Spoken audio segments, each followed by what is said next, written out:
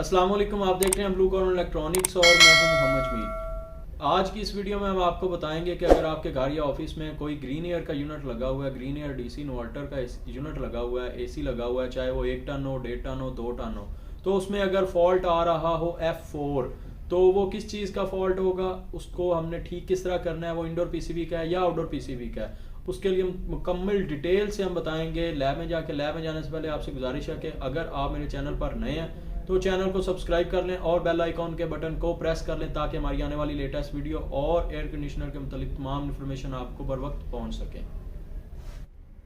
ये हमने आउटडोर की पीसीबी अपने सामने रख ली है। ग्रीन एयर 1.5 टन की ये आउटडोर की पीसीबी है। ये 2 टन में भी लगी होती है, तो सेम ही होती है, सिर्फ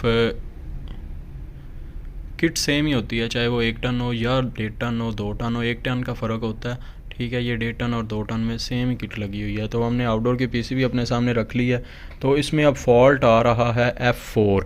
तो आउटडोर की किट ही हमने अपने सामने क्यों रखी है, उसकी भी एक वजह है।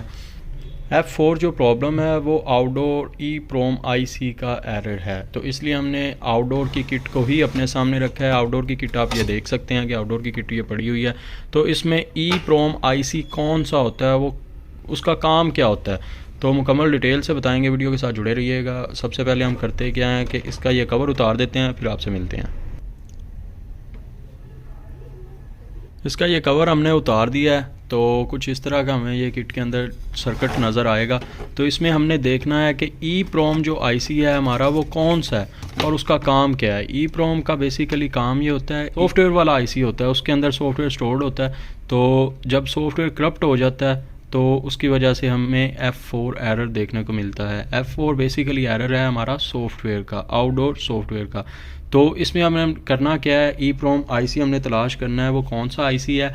इसमें ये 2 IC लगे होते हैं, EEPROM IC 2 लगे होते हैं आउटडोर की किट में। प्रोग्रामिंग IC जो होते हैं वो 2 लगे हुए हैं। एक तो आपको ये नज़र आ रहा होगा, ठीक है, ये वाला IC EEPROM IC है। आप अगर इसका नंबर भी इजीली देख सकते हैं, ठीक है, नंबर भी इसका नज़र आ रहा है। और दूसरा जो है वो हमारा IC जो लगा हुआ है EEPROM IC, वो दूसरी ये इस साइड पे लगा हुआ है। ये आप वीडियो की स्क्रीन के ऊपर उसका बिल्कुल क्लियर नंबर भी देख सकते हैं और IC भी आपको नज़र आ रहा है। इसमें 2 EEPROM IC लगे हुए हैं। 2 EEPROM IC का मतलब ये बनता है, एक ये वाला जो EEPROM IC लगा हुआ है इसका मतलब ये है कि ये मॉड्यूल साइड का EEPROM है, मॉड्यूल साइड को ये कंट्रोल करता है। इसमें आप देखेंगे सिस्टम IC भी 2 लगे हुए हैं, एक ये मॉड्यूल साइड का सिस्टम IC और EEPROM भी साथ में जो लगा हुआ है ये मॉड्यूल साइड का EEPROM है।